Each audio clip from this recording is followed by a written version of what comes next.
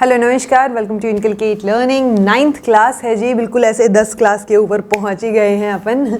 बहुत important topic है, बहुत स्टूडेंट्स को इससे डर भी लगता है। Parametric versus non parametric test की आज बात करने वाले हैं। बहुत सारे क्या टीचर्स को भी थोड़ा थोड़ा डर लगता है, बिकॉज कई जगह पे ना चीज़ें बहुत सर्टेन नहीं हैं, तो थोड़ी बहुत ऊपर नीचे या इधर उधर से कुछ और इन्फॉर्मेशन मिल जाए, अलग अलग बुक में अलग अलग इन्फॉर्मेशन मिल जाए, वो चीज़ें पॉसिबल हैं कई जगह पे। ओके, बट कोई बात नहीं, हम बेसिक्स की बात करेंगे, कॉन्सेप्ट की बात करेंगे, ताकि एटलीस्ट जो क्वेश्चंस आपके एग्जाम में आ रहे हैं वो आप सोल्व कर पाएँ।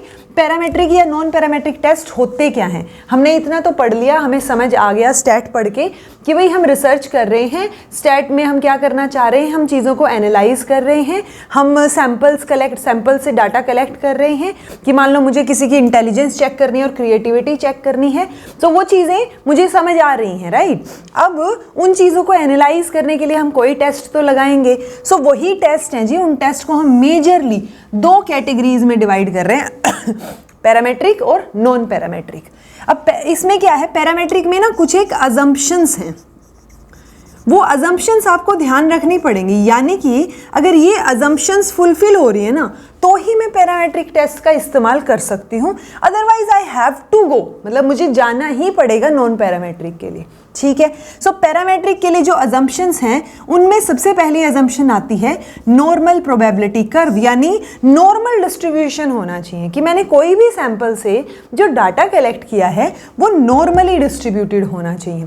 अगर वो डाटा नॉर्मली डिस्ट्रीब्यूटेड नहीं है, या मुझे डाउट है कि वो नॉर्मली डिस्ट्रीब्यूटेड है नहीं है, वो कंफ्यूजन है, then I will go for non parametric. So यानी नॉन पैरामेट्रिक में ऐसा कुछ हार्ड एंड फास्ट नहीं है कि जो नॉन प्रोबेबिलिटी कर्व नहीं बनेगा या जो है नॉर्मल डिस्ट्रीब्यूशन नहीं होगा डाटा का, तभी जो है मैं नॉन पैरामेट्रिक करूंगी। नहीं, यहां पे कंफर्म है कि अगर नॉर्मल डिस्ट्रीब्यूशन होगा तभी आप पैरामेट्रिक टेस्ट का इस्तेमाल करेंगे। यहां पे नॉर्मल प्रोबेबिलिटी अगर आप डाउट में है या नहीं बन रहा है, नॉर्मल डिस्ट्रीब्यूशन नहीं है, तो आप नॉन पैरामेट्रिक का इस्तेमाल कर सकते हैं।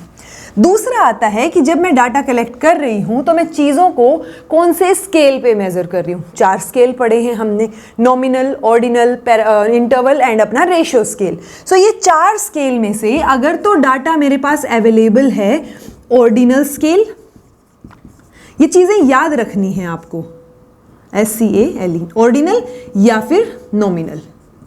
सो अगर नॉमिनल स्केल या ऑर्डिनल स्केल के ऊपर डाटा है तो मैं नॉन पैरामेट्रिक टेस्ट का इस्तेमाल करती हूँ। N से नॉमिनल, N से नॉन पैरामेट्रिक, आप इस तरीके से याद रख सकते हैं। बचे हुए 2 जो बच गए, अपना इंटरवल स्केल और अपना रेशियो स्केल, अगर उन पे डाटा प्रेजेंट है तो मैं पैरामेट्रिक का इस्तेमाल करूंगी। यानी पैरामेट्रिक की एक कंडीशन है कि इन पे डाटा होना चाहिए, नॉर्मली डिस्ट्रीब्यूटेड होना चाहिए। दूसरा, इंडिपेंडेंट ऑब्जर्वेशंस। इंडिपेंडेंट ऑब्जर्वेशन मतलब यानी मैंने बहुत सारे लोगों से डाटा कलेक्ट किया है, अब अगर किसी वजह से मुझे उनमें से किसी का डाटा छोड़ना पड़ रहा है, या मान लो मैं जब डाटा कलेक्ट कर रही हूँ या मेरी स्टडी कर रही हूँ उस दौरान मोर्टेलिटी ऑफ द सब्जेक्ट हो जाता है, यानी वो सब्जेक्ट इच्छुक नहीं है आगे अपना डाटा देने के लिए, वो वहाँ से अपने आप से उसने स्टडी से उसने अपने आप को दूर कर लिया है, या whatever the reasons are, तो किसी भी वजह से अगर मैं 1-2 लोगों का या कुछ लोगों का डाटा वहाँ से हटाना चाहूँ, सो वो बाकी चीज़ों पे या बाकी जो मेरी ऑब्जर्वेशंस हैं, बाकी लोगों के जो व्यूज़ हैं उसके ऊपर प्रभाव नहीं पड़ना चाहिए। यानी कि मैंने किस तरीके, ऐसे नहीं होना चाहिए कि अगर इससे डाटा कलेक्ट किया है तो ये डिपेंडेंट है किसी और के ऊपर, कि अगर मेरे को इसको हटाना पड़ा तो कोई और भी हट जाएगा। सो वो चीज़ नहीं होनी चाहिए। इंडिपेंडेंट ऑब्जर्वेशंस जो हैं वो होनी चाहिए। यहाँ पे एज सच हम देखते नहीं है कि इंडिपेंडेंट होनी चाहिए नहीं होनी चाहिए, वो चीज़ यहाँ हमने नहीं पढ़ी है किसी बुक में। देन जी अपना और नेक्स्ट जो रहेगी वो रहेगी होमोजेनिटी ऑफ वेरिएंस। वेरिएंस जो है, जैसे हम स्टैंडर्ड डेविएशन निकालते हैं तो स्टैंडर्ड डेविएशन से और वेरिएंस हम निकाल सकते हैं। सो वेरिएंस जो है सैंपल का वो क्या होना चाहिए जी, होमोजेनस होना चाहिए, यानी वो वेरिएंस में बहुत ज़्यादा डिफरेंस जो है वो हमें देखने को नहीं मिलना चाहिए, होमोजेनिटी होनी चाहिए। उसके अलावा एक और वर्ड आता है एक सेकेंड स्पेलिंग है इसकी, होमोसिडेसिटी। हो सकता है आपने ये वर्ड पहले सुना हो या ना भी सुना हो, ठीक है, बिकॉज मैंने किसी टीचर से पूछा था, उन्होंने मतलब इतने साल के करियर में ये वर्ड शायद नहीं सुना था। बट होमोसेडेस्टिसिटी, जब हम यहाँ वेरिएंस की बात कर रहे हैं कि वो होमोजीनियस होना चाहिए, सैंपल का वेरिएंस, अगर मैं बोल रही हूँ कि पॉपुलेशन का वेरिएंस जो है वो सेम होना चाहिए, यानी उसमें बहुत ज़्यादा डिफरेंस नहीं आना चाहिए, सो ये वर्ड यूज़ होता है जब पॉपुलेशन के वेरिएंस की हम बात करते हैं। तो ये चीज़ें हैं कुछ एक जो कि पैरामेट्रिक टेस्ट की क्या हैं, अजम्पशंस हैं। दूसरी चीज़, यूजुअली जब 4 या 5 मतलब इतना स्मॉल सैंपल है मेरे पास, तो स्मॉल सैंपल के लिए मैं क्या करती हूँ, नॉन पैरामेट्रिक का इस्तेमाल करती हूँ। मेजरली जब बहुत लार्ज सैंपल जब यूजुअली हम अभी बात करेंगे, सो यहाँ पे हम 30 से ज़्यादा को लार्ज मानते हैं, ठीक है। सो अगर 30 से ज़्यादा लोगों का आपने डाटा कलेक्ट कर रखा है, सैंपल है आपके पास, तो वो लार्ज में कैलकुलेट होता है, और लार्ज के लिए यूजुअली हम पैरामेट्रिक का इस्तेमाल करते हैं। प्लस बहुत छोटा अगर सैंपल है सो हम नॉन पैरामेट्रिक के साथ जाते हैं। एक और चीज़, जब हम इसकी बात कर रहे हैं, स्टैंडर्ड डेविएशन या वेरिएंस की बात कर रहे हैं, तो हमें ये समझ आ रहा है कि कहीं ना कहीं जो मेरी सेंट्रल टेंडेंसी थी वो मीन वाली नज़र आ रही है, यानी मीन सेंट्रल टेंडेंसी, ऐसे एग्जैक्ट नहीं है बट यहाँ नज़र आ रही है वो मुझे। सो मीन यानी एक्यूरेसी, क्योंकि स्टैंडर्ड डेविएशन और वेरिएंस का इस्तेमाल हो रहा है, सो मुझे मीन की ज़रूरत पड़ेगी, राइट। मीडियन वगैरह से तो काम चलेगा नहीं। सो मीन वाली चीज़ क्योंकि ये एक्यूरेट होती है, स्टैंडर्ड डेविएशन हो रहा है, सो कहीं ना कहीं ये जो पैरामेट्रिक टेस्ट है ना, इनको हम मोर पावरफुल मानते हैं, यानी ये ज़्यादा बेटर रिजल्ट्स देंगे, ये ज़्यादा पावरफुल हैं as comparison to non parametric. ये इतनी चीज़ आपको समझ आनी चाहिए। इसके बाद ये अगर आपको समझ आ गया है तो मैं इसको रब कर देती हूँ। उसके अलावा अब आपके पास क्या रहता है, जो बेसिक्स आपको पता होनी चाहिए, वो है एग्जाम्पल्स, कि कौन से मतलब कौन कौन से टेस्ट जो हैं वो पैरामेट्रिक हैं, कौन कौन से टेस्ट जो हैं वो नॉन पैरामेट्रिक हैं, और जो पैरामेट्रिक हैं वो कहाँ कहाँ इस्तेमाल होते हैं और किस चीज़ को मेज़र करने के लिए इस्तेमाल होते हैं मेजरली। ओके, तो जब हम पैरामेट्रिक की बात करते हैं ना, तो हम यूजुअली 3-4 टेस्ट की बात करते हैं, और वही 3-4 टेस्ट आपने जो है बेसिक्स में सुने होंगे, और उन्हीं 3-4 टेस्ट से रिलेटेड अपने क्वेश्चंस बनते हैं। ओके, ऐसे ही जब नॉन पैरामेट्रिक की बात करते हैं, मोस्टली टेस्ट जो है वो नॉन पैरामेट्रिक होते हैं, और उन नॉन पैरामेट्रिक में से अपने पास जो है सिर्फ chi-square से अब तक क्वेश्चंस ज़्यादा देखने को मिले हैं। पैरामेट्रिक की बात आते ही आपको पता होना चाहिए T test, Z test, ANOVA या अनकोवा एक तरीके से हम टेक्निक बोलते हैं। इस टेक्निक का इस्तेमाल हम यूजुअली एफ टेस्ट में करते हैं, तो एफ टेस्ट भी आप याद रख सकते हो, यानी T test, Z test, F test. Non parametric की बात आते ही chi-square टेस्ट। ओके, chi-square ही सबसे ज़्यादा फेमस है नॉन पैरामेट्रिक की बात आएगी तो, अदरवाइज और नाम आप याद रख सकते हैं कि अच्छा ये इसमें आते हैं नॉन पैरामेट्रिक में। मीडियन टेस्ट, देन अपना विल्कोक्सन का भी है, अगर मैं एग्जैक्ट नाम आपको बताऊं सो है Wilcoxon matched pair, Wilcoxon matched pairs signed rank test, ये पूरा नाम है इसका। Okay, signed rank test. Then और भी होते हैं, रन टेस्ट हो गया, या फिर अपना साइन टेस्ट हो गया, ठीक है, या मान विटनी टेस्ट हो गया, या फिर केएस टेस्ट हो गया, ठीक है। सो वो सारी चीज़ें यहाँ आते हैं, बट यूजुअली जो क्वेश्चंस पूछे जाते हैं वो यहाँ तक ही सीमित हैं, इसमें यहाँ तक सीमित हैं बस, ठीक है। मेजरली इनसे क्वेश्चंस आ जाते हैं। अब ये तो मैंने आपको बता दिया कि पैरामेट्रिक की बात आएगी तो थोड़ा लार्ज सैंपल होना चाहिए, लेकिन जब लार्ज सैंपल है तो हम जेड टेस्ट का इस्तेमाल करते हैं। लार्ज सैंपल इज लाइक मेरे पास ज़्यादा सैंपल्स हैं, 2 सैंपल हैं मान लो, उन 2 सैंपल में थोड़े बड़े सैंपल हैं, बड़े इन द सेंस 30 से ज़्यादा का डाटा है। अब ये जितना ज़्यादा बड़ा सैंपल होता जाएगा उतनी अपनी एरर कम होती जाएगी, ये तो हमने पढ़ा था। वही चीज़ यहाँ है कि टी डिस्ट्रीब्यूशन या टी टेस्ट हम उसको बोलते हैं जब सैंपल 30 से कम हो, ठीक है। यूजुअली जब 30 से कम होता है तो हम टी टेस्ट का इस्तेमाल करते हैं, बट कई बार क्या होता है मेरा सैंपल 30 से ज़्यादा है फिर भी मैं टी टेस्ट का इस्तेमाल कर रही हूँ जब हम प्रैक्टिकल लेवल पे काम करते हैं। वो इसलिए हो जाता है क्योंकि वो टी टेस्ट जो है, क्योंकि यूजुअली हम SPSS से ही तो डाटा कलेक्ट करते हैं, सॉरी डाटा को एनालाइज करते हैं सॉफ्टवेयर से। सो वो सॉफ्टवेयर में अलग से जेड टेस्ट करके कुछ नहीं लिखा हुआ आपके लिए, वो T test automatically Z test का फॉर्मूला लगाता है SPSS में जब आपका सैंपल बड़ा होता जाता है। ठीक है। सो ये बात आप याद रखिए, जब सैंपल स्मॉल है तो हम टी टेस्ट का इस्तेमाल करते हैं, जब सैंपल बड़ा है तो जेड टेस्ट का। लेकिन क्या मेजर कर रहे हैं, सबसे बड़ा क्वेश्चन। सो हम सिग्निफिकेंट डिफरेंस देखना चाहते हैं जो मेरे पास सैंपल्स हैं उनके मीन्स में। ठीक है, मान लो मेरे पास 2 सैंपल्स हैं, मैं इंटेलिजेंस चेक करना चाह रही हूँ और क्रिएटिविटी चेक करना चाह रही हूँ। सो वो जो 2 सैंपल्स मैंने इकट्ठे किए हैं उसमें कितना सिग्निफिकेंट डिफरेंस है। अगर सिग्निफिकेंट डिफरेंस है तो वो अलग अलग पॉपुलेशन से हैं, अगर सिग्निफिकेंट डिफरेंस नहीं है तो वो एक ही पॉपुलेशन से हैं। सो मैं अल्टीमेटली ये जानना चाह रही हूँ कि is there any significant difference across the means of the sample. Okay, ये चीज मेजरली चेक हो रही होती है मोस्टली टेस्ट में। जैसे मीडियन टेस्ट है तो ऑब्वियसली उसमें हम मीडियन चेक करेंगे, ना कि मीन, ये तो कॉमन सेंस है। तो ये हो गया टी टेस्ट जेड टेस्ट। अब यहां तक तो बात है 2 सैंपल की। टी टेस्ट की मैं एक बार थोड़ा डिटेल में बताऊंगी, सुनिएगा। उससे पहले ये जान लीजिए यहाँ पे कम सैंपल्स की बात हो रही है। टी टेस्ट में 3 टाइप का यूजुअली, वैसे तो पता है क्या होता है, ये सारे जो टेस्ट हम पढ़ रहे हैं ना इनके ऊपर भी आपको अलग अलग किताबें मिल जाएंगी, इतने वाइड होते हैं। स्पेसिफिकली टी टेस्ट या काई स्क्वायर की अगर हम बात करेंगे, बट फिलहाल के लिए आपको बेसिक्स पता होनी चाहिए। तो मैं 3 जो इसके पार्ट हैं बेसिकली उनकी बात कर देती हूँ एक बार। टी टेस्ट यूजुअली 3 टाइप का आपको देखने को मिलेगा। एक होगा जी 1 सैंपल, दूसरा होगा इंडिपेंडेंट सैंपल्स, इंडिपेंडेंट स्पेलिंग ठीक है, पेंडेंट आएगा, ठीक है। देन आपका पेयर्ड टी टेस्ट। ओके, जब मेरे पास सैंपल ही एक है और मैं यहां देख रही हूं कि मैं तो सैंपल के मीन का डिफरेंस देख रही हूं अलग अलग सैंपल का, पर मेरे पास एक सैंपल है तो मैं रेफरेंस के साथ जो है इसको क्या करती हूं, कंपेयर करती हूँ, ठीक है। सो ये 1 सैंपल हो गया, इसका अलग फॉर्मूला रहता है। इंडिपेंडेंट वाला रहेगा तो इसके अंदर जो मेजर क्वेश्चन पूछा जाता है, ये 2 सैंपल्स के बीच में ही हम चेक करते हैं। वही क्या चेक करेंगे, जो उनका सिग्निफिकेंट डिफरेंस उनके मीन में है या नहीं है। और यूजुअली यहाँ पे डिग्री ऑफ फ्रीडम का क्वेश्चन आ जाता है। सो N1 + N2 - 2, ये डिग्री ऑफ फ्रीडम आपको यहाँ ध्यान रखनी है, ठीक है, कि डिग्री ऑफ फ्रीडम कैलकुलेट कैसे करेंगे। सो वो डिग्री ऑफ फ्रीडम कैसे कैलकुलेट करेंगे इसमें ये पता हो आपको। N1 N2 जो है वो नंबर ऑफ जो सैंपल्स हमने लिए हैं दोनों सैंपल्स उनकी वैल्यू होती है।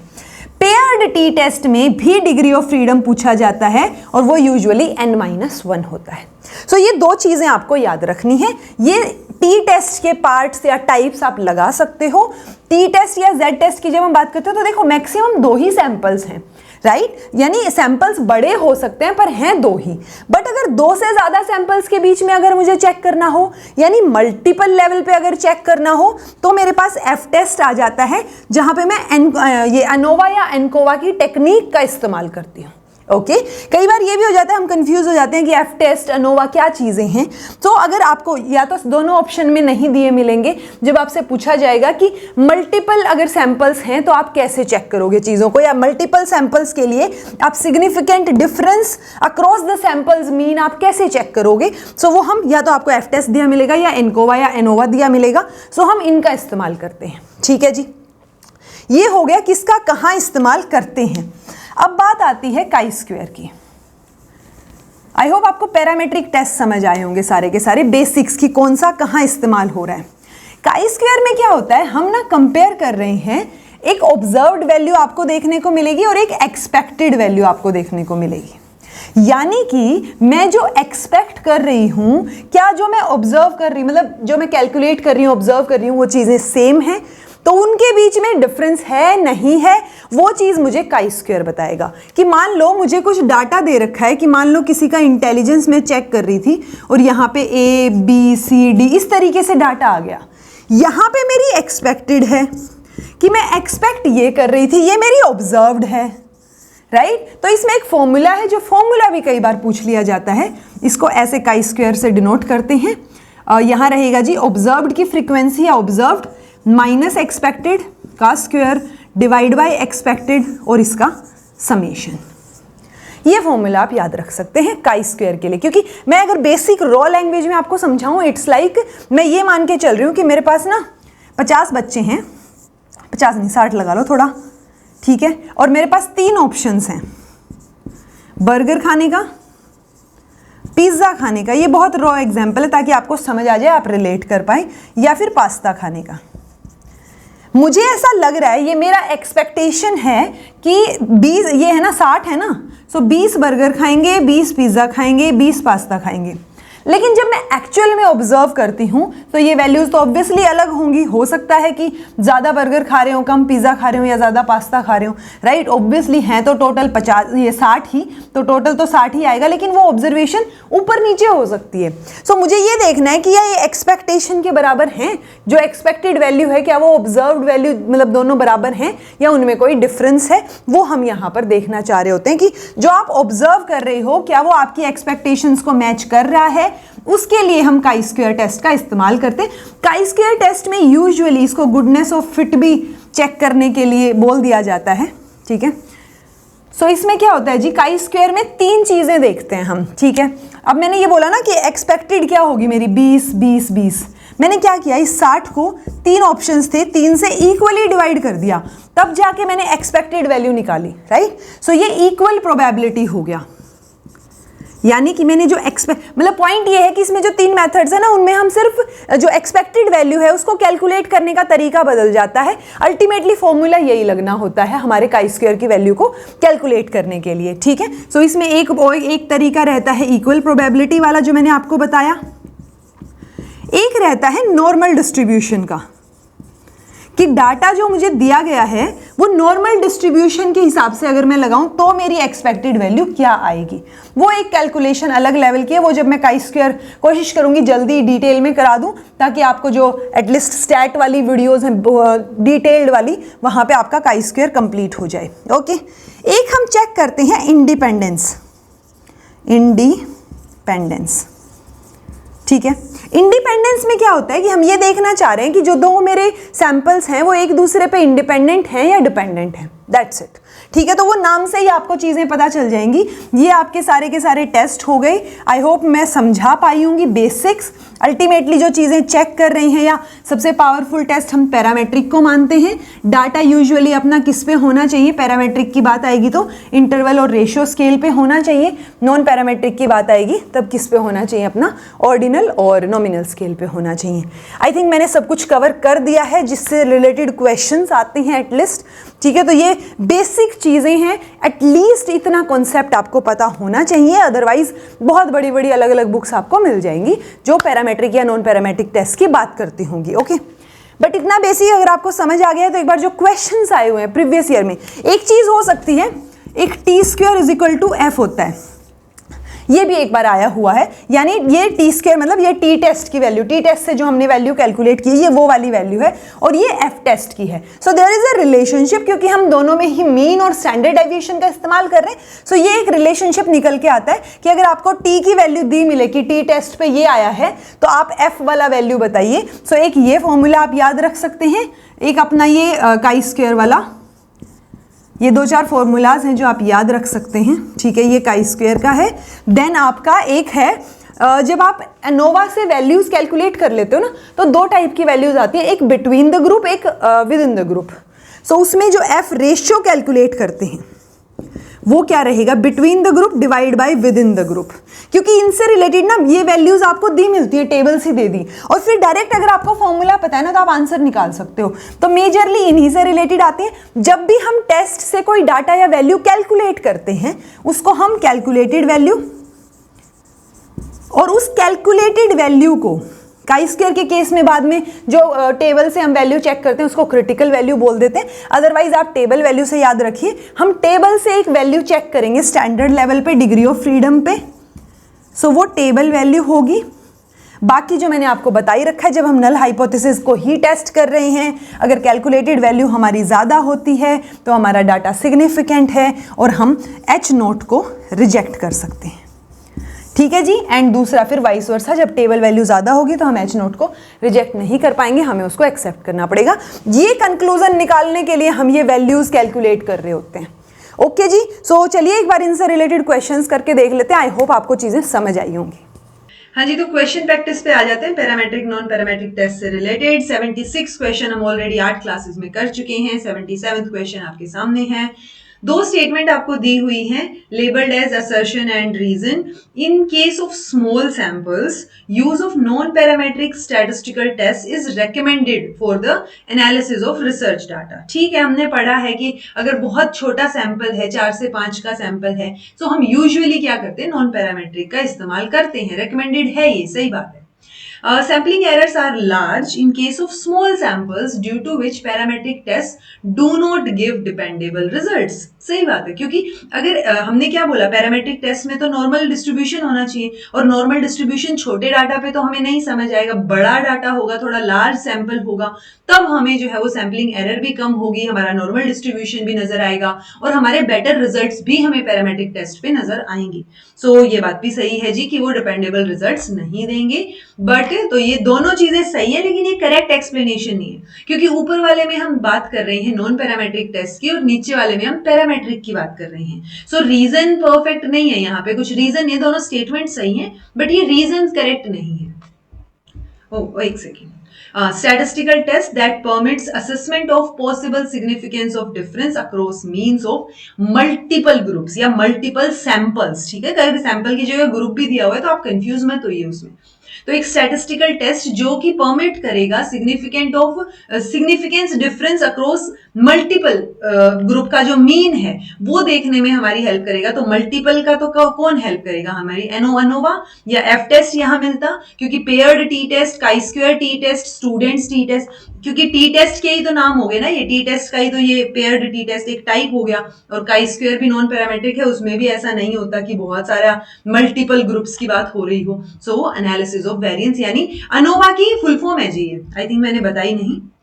ठीक है, analysis analysis of o and variance का VA. ठीक है, तो एनालिसिस ऑफ वेरिएंस. अच्छा चलो एक काम आप करना, एनकोवा की आप बता देना. एनकोवा की फुल फॉर्म आप बताना. बहुत एक माइन्यूट सा डिफरेंस है, एक वर्ड और ऐड हो जाएगा, वर्ड भी नहीं, 2 लेटर ऐड हो जाएंगे इसके अंदर. सो वो आप बताइएगा. Then है ANOVA is essentially a procedure for testing the difference among different groups of data for homogeneity. तो ठीक है, होमोजेनिटी तो कंडीशन होती है, और डिफरेंस ये हमें बता ही रहा है टेस्ट डिफरेंट ग्रुप्स के बीच में. तो ये बिल्कुल सही बात बोली है इन्होंने, क्योंकि होमोजेनिटी पैरामेट्रिक टेस्ट की कंडीशन है, अजम्पशन है, और अनोवा भी एक पैरामेट्रिक टेस्ट है. Using ANOVA, one can draw the inference about whether the samples have been drawn from the population having the same mean. सही बात है कि हम पॉपुलेशन जो हमने देखा, कि मैंने आपको बोला था ना कि वो दोनों सेम पॉपुलेशन से हैं या नहीं है, सो वो उन पॉपुलेशन का मीन सेम है या नहीं है, वो आपसे मतलब वो हमें यहाँ से पता चल जाएगा. तो दोनों स्टेटमेंट्स ट्रू हैं. होमोजेनिटी ऑफ वेरिएंस एक अजम्पशन होती है अनोवा के लिए, वो हमें पता ही है.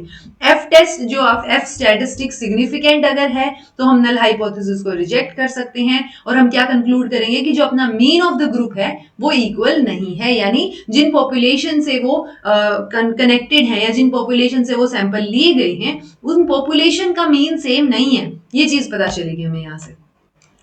T-tests can be to test mean differences between two groups. ठीक बात है, हम mean difference ही तो देख रहे हैं दो ग्रुप के बीच का. ANOVA cannot compare the differences between group means. नहीं जी, ANOVA भी तो सेम चीज करता है, बट वो टी टेस्ट में 2 सैंपल्स होते हैं या 1 सैंपल होता है, ANOVA में अपने में ज्यादा सैंपल्स हो जाते हैं, राइट, या ज्यादा ग्रुप्स हो जाते हैं. तो दूसरी स्टेटमेंट यहाँ गलत है, कैन नॉट नहीं, it can also compare the differences between group means.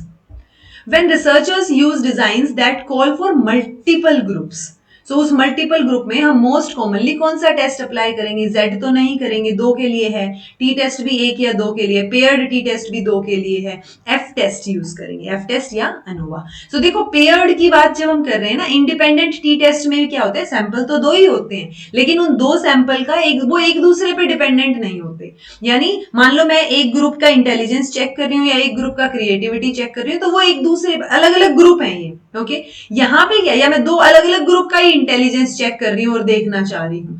Paired t test में यूजुअली क्या होता है कि जो 2 ग्रुप लिए गए हैं वो पेयर्ड हैं. यानी मान लो मैंने क्या किया, मैंने एक ग्रुप का पहले इंटेलिजेंस चेक किया, फिर मैंने उनके ऊपर कुछ मतलब प्रोसीजर अप्लाई किया, या मैंने उनको किसी पर्टिकुलर तरीके से पढ़ाया, और फिर मैंने उनका वापस से डाटा कलेक्ट किया इंटेलिजेंस से रिलेटेड. यानी वो एक पहले टेस्ट से पहले और प्री टेस्ट पोस्ट टेस्ट वाली सिचुएशन हो गई कि पहले किया और दूसरा है तो सेम ही ग्रुप ना, सो वो पेयर्ड पेयर्ड हैं एक तरीके से, सो उस तरीके के ऊपर, उस तरीके के डाटा के ऊपर हम पेयर्ड टी टेस्ट का इस्तेमाल करते हैं, ठीक है जी। और हाँ, मल्टीपल ग्रुप है तो F test with the technique of ANOVA या ANCOVA.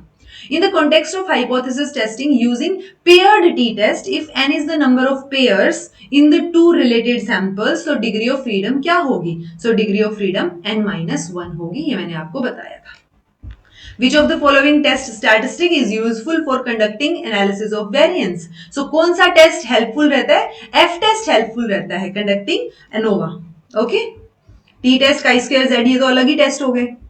If a researcher has to compare the mean across three groups quantitatively, which among the following will be the most appropriate statistical technique? तो अब यहाँ 3 mention कर दिया है, तो multiple ही, जब 2 से ज्यादा हो गए तो मल्टीपल हो गए, तो हम ANOVA का इस्तेमाल करेंगे, ठीक है।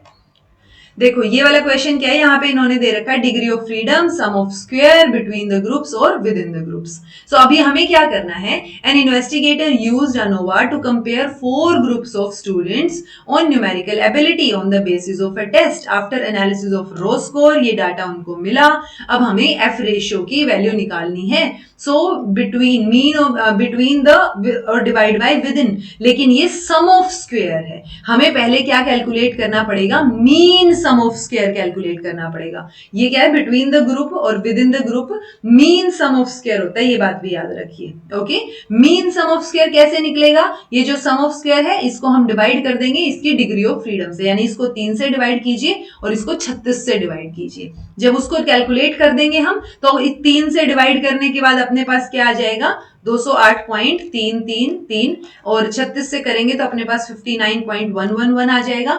फिर हम बिटवीन द ग्रुप और divide by within the group करेंगे। Okay, so mean sum of square, कई बार ये भी होता है यहाँ पे आपको degree of freedom then sum of square then एक और टेबल आगे एक और कॉलन ऐड करके लिखा हुआ होता है मीन सम ऑफ स्क्वायर, तो उस टाइम पे आपको डिवाइड करके देखने की जरूरत नहीं है, वो ऑलरेडी दिया हुआ है, तो direct mean sum of square को आप डिवाइड कर सकते हो। ओके जी, जैसे यहां दे रखा है, ये सम ऑफ स्क्वायर है, ये डिग्री ऑफ फ्रीडम है, ये मीन सम ऑफ स्क्वायर है, और आपसे एफ वैल्यू ही निकालने को बोली गई है या एफ रेशियो करने को बोला गया है। तो इसमें क्या हो जाएगा, between the group divide by within the group, ये आंसर हो जाएगा।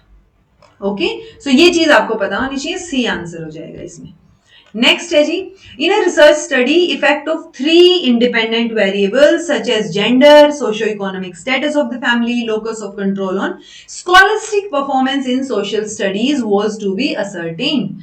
Dependent variable was measured on interval scale. Which of the following statistical technique will be considered? तो F टेस्ट को कंसीडर करेंगे क्योंकि 3 इंडिपेंडेंट वेरिएबल है, यानी दो से ज्यादा वेरिएबल्स हमारे पास अवेलेबल है और इंटरवल स्केल पे है, यानी पैरामेट्रिक टेस्ट हम इस्तेमाल कर सकते हैं, राइट। तो आंसर अपना क्या रहेगा जी, F टेस्ट रहेगा। Which of the following are the assumptions underlying the use of parametric statistic? तो parametric statistic में कौन कौन सी assumptions use रहेंगी? Variables being studied is continuous, ठीक है। Measurements जो वो nominal ordinal पे होनी चाहिए, नहीं, वो interval और ratio scale पे होनी चाहिए। Scores normally distributed होनी चाहिए, बिल्कुल ठीक है। और variance जो है वो सभी groups का over all the groups are equal, तो variance same होना चाहिए, यानी homogeneity of variance। तो अपनी दूसरी statement गलत है, बाकी सारी statements सही है, A, C और D आंसर हो जाएगा। Which of the following statistical techniques may be successfully used to analyze research data available on ordinal scale only? यानी आप तभी यूज कर सकते हो जब डाटा ऑर्डिनल स्केल पे हो। तो देखो स्पीयरमैन का कोरिलेशन में क्या था, उसको हम बोल रहे थे रैंक डिफरेंस मेथड, ठीक है। सो रैंक डिफरेंस, रैंक की बात आ गई तो हमें डाटा तो ऑर्डिनल पे चाहिए होगा, तो ये तो आंसर में आएगा। काई स्क्वायर में क्या होता है, काई स्क्वायर में नॉमिनल और ऑर्डिनल दोनों हो सकते हैं क्योंकि काई स्क्वायर एक नॉन पैरामेट्रिक टेस्ट है अपना। परसेंटाइल रैंक, रैंक की बात आ गई तो अगेन सिर्फ ordinal. Student t test, t test अपना किसके ऊपर है, पैरामेट्रिक है, तो इसमें तो हमें इंटरवल और रेशियो स्केल पे डाटा चाहिए, तो ये तो ऑर्डिनल पे नहीं होगा, ना ही काई स्क्वायर होगा। क्वार्टाइल डेविएशन में भी ऑर्डिनल स्केल पे डाटा चलेगा, ठीक है। सो ए, सी और ई अपना आंसर रहेगा। Quartile scale, ordinal data scale, then quartile deviation, standard t test, interval और रेशियो, परसेंटाइल में ऑर्डिनल, काई स्क्वायर में नॉमिनल और ऑर्डिनल, और स्पीयरमैन में भी ऑर्डिनल, क्योंकि रैंक डिफरेंस मेथड यूज कर रहे हैं। Parametric and non parametric analysis commonly share the following, तो दोनों में क्या चीज कॉमन होती है? Testing of null hypothesis only. तो देखो बात तो सही है कि वो दोनों ही नल हाइपोथेसिस को टेस्ट करते हैं, बट सिर्फ वही करते हैं या वही चीज कॉमन है? नहीं। देन है chain of reasoning based on inferential statistic, statistic as means and frequencies, ordinal and interval data scale. तो देखो जी, डाटा स्केल तो दोनों का अलग अलग है, वो तो कॉमन चीज नहीं है दोनों में। Statistic as means and frequencies ये भी नहीं है, कुछ जम नहीं रहा है, पता नहीं रैंडम सी बात बोली गई है। ओके, देन है क्योंकि यहाँ पे हम मीन, सिर्फ मीन थोड़ी लेते हैं, नॉन पैरामेट्रिक में हम तो मीडियन का भी इस्तेमाल करते हैं, तो उसमें तो कोई इश्यू नहीं है। देन है chain of reasoning based on inferential statistic, तो ये चीज कॉमन है इनमें, ये वाली भी है वैसे तो, बट ये ओनली दे दिया तो गड़बड़ हो गई यहाँ, क्योंकि हम दोनों ही इन्फरेंशियल स्टैटिस्टिक में पढ़ते हैं।